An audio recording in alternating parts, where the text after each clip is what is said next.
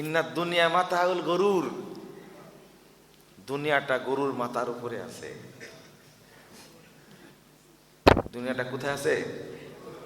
গরুর মাথার উপরে। এই জন্য গরু যখন শিং ঝোঁকায় তখন ভূমিকম্প হয়। এটা শুনেননি আপনারা? এটা তো কুরআনের আয়াত। এটা দুনিয়াটা কোথায় আছে? গরুর মাথার উপরে, কোরআনের আয়াত। নাউজুবিল্লাহ, আস্তাগফিরুল্লাহ। এই যদি মোল্লাদের বক্তব্য হয় তা আপনারা কি শিখবেন বলেন দেখে? কোরআনের আয়াত, ইন্নাদ দুনিয়া মাতাউল গরুর, গরুর মাথার উপর আছে দুনিয়াটা। এই জন্য গরুর শিং ঝোঁকালেই কি হয়? ভূমিকম্প হয়। এটা তো জানা আছে আপনাদের। এই আয়াত থেকে এই মিথ্যা কথাটা জন্ম হয়েছে। আস্তাগফিরুল্লাহ। তো অনেকের দাড়ি তো সাদা হয়ে গেছে, তাই না? এই সাদা দাড়ি এই অবস্থায় যদি এসে আপনি ইমানের রুকুন যদি উল্টাপাল্টা বলেন, তাহলে কবরের জীবনে গিয়ে আপনার কি হবে? সাদা জীবনে যদি এই অবস্থা হয়, সাদা জীবন বুঝতে পারছেন তো? দাড়ি লাল হয়ে গেছে, সাদা বলছে, এই যে দাড়ি কি লাল হয়ে গেছে। এই জীবনে যদি ইমান সম্পর্কে আমার এই অবস্থা হয়, তো কবর জীবনে অবস্থাটা কেমন হবে? এই সাত বসো, তুমি তো ছিলে না, না শোনোনি? বলো তো, বাসে বাদাল মউত মানে কি? বাসে করে মৃত্যু হলো না? হলো না? হ্যাঁ, হুনছ তো বাহির থেকে, শুনে তো কাজ হয়নি, পুরোপুরি বলতে পারলে না। আপনারা এই কথাগুলোকে মানে অবহেলা করবেন না কিন্তু। কথা বুঝতে পারছেন তো? বলেন, আমানতু বিল্লাহি ওয়া মালাইকাতিহি ওয়া কুতুবিহি ওয়া রুসুলিহি ওয়াল ইয়াউমিল আখির ওয়াল কদরি খাইরিহি ওয়া শাররিহি মিনাল্লাহি তাআলা। শেষ। ইমানের রকম কয়টা হলো? বাংলাদেশের মানুষকে যদি জিজ্ঞেস করি ইমানের রকুনগুলো বলেন, বলতে পারবে? পারবেন না। কয়টা জিনিস নিয়ে ইমান?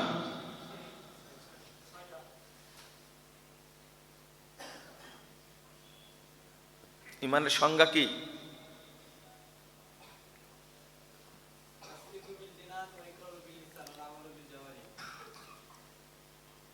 তারপরে একটা বাদ রাখলে কেন? সাথে ওটাও বলে দাও। ও মাদ্রাসায় পড়ে, ওর নাম আবু সাইদ খুদরি, এতিম ছেলে, 12 বছর আগে বাপ মারা গেছে। আজকে শুনেছি লোকমান সাহেবের মাদ্রাসায় পড়ে, মেশকাত পড়ে। ও তো পারবেই, আপনারা বলেন দেখি। তবে আলেমরাও পারবে না, আলেমরাও পারবে না। 3টি জিনিস নেই ইমান। একটা হলো আত-তাসদীক বিল জিনান, বাংলা বলেন অন্তর্বিশ্বাস, মুখে স্বীকৃতি, আমলে বাস্তবায়ন। তারপরে ইয়াজিদু বিত-তাআহ ওয়া ইয়ানকুসু বিল মাসিয়া। ইয়াজিদু বিত-তাআহ ওয়া ইয়ানকুসু বিল মাসিয়া। সৎ কাজে বৃদ্ধি পায়, অসৎ কাজে কমে যায়। মনে থাকবে? অন্তত এটা শিখে যান আজকে। ইমান কাকে বলে?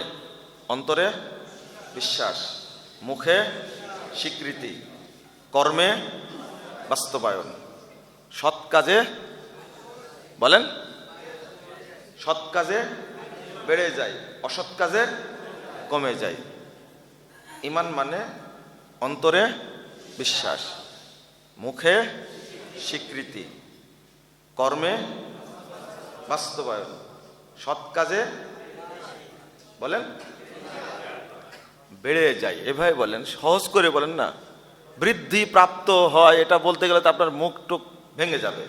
বলেন সৎ কাজে কি বেড়ে যায়, অসৎ কাজে, ভালো কাজে, খারাপ কাজে কমে যায়।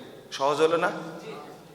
তাহলে এইটা যদি জানা থাকে, তাহলে ঈমান বাড়ানোর জন্য যে আমার একটা বক্তব্য আছে, শুনে নেবেন। ঈমান বৃদ্ধি পাওয়ার মাধ্যম সমূহ, কোন কোন কাজ করলে ঈমান বৃদ্ধি পাই, তো ওই কাজগুলো আমি করতে যাব। আর কোন কোন কাজ করলে ঈমান কমে যায়, সেগুলো থেকে কি থাকবো? বিরত থাকবো। আমি জানি না ঈমান কি করে বাড়ে,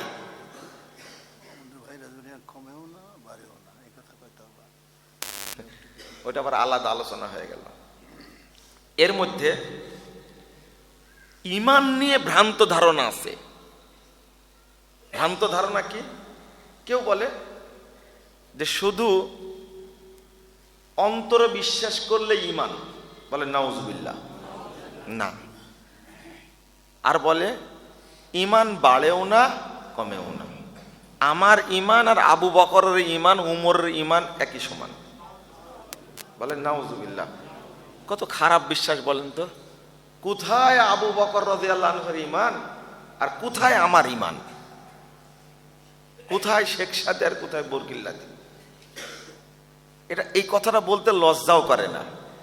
মাজারে বসে ডুগডুগে বাজাচ্ছে আর বলছে আমার ঈমান আর আবু বকরের ঈমান একই। এটা বেহুদ্দা, বেয়াদব, এরা বেয়াদব। রাসূল সাল্লাল্লাহু আলাইহি সাল্লাম বলছেন, আরে তোমরা যদি উহুদ পাহাড়ের মতো এত বড় স্বর্ণের খণ্ড দান করো আল্লাহর রাস্তায়, আর সাহাবীরা যদি নিসফে সা, এক সায়ের অর্ধেক যদি দান করে, তবুও তোমরা উহুদ পাহাড় দান করে অত নেকি পাবে না। এটা সাহাবীদের মর্যাদা। আর বেয়াদব বলে কি যে আমার ঈমান আর আবু বকরের ঈমান একই রকম। তাহলে ঈমান বাড়ে এবং কমে, এটা বুঝতে পারলেন তো?